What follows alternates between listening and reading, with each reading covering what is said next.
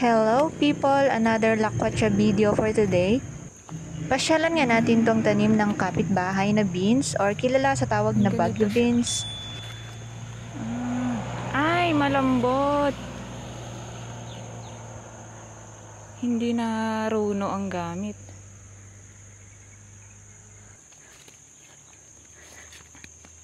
Kawawa naman tong beans na to. Walang masyadong water. Hindi kasi umuulan. Ngayon lang.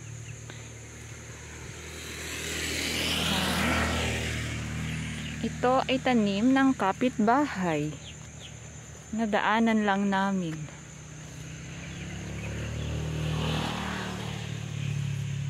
Lumalaki pa lang sila.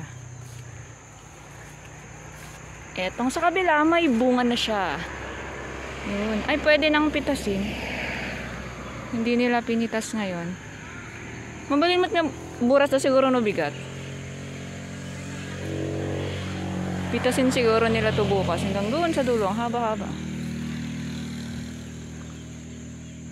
Wow, ano tong poste na to? Tali yung ginamit na akyatan. Ganito pala siya.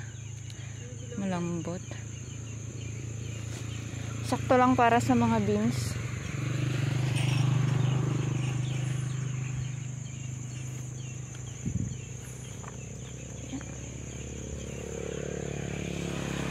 Ito siya.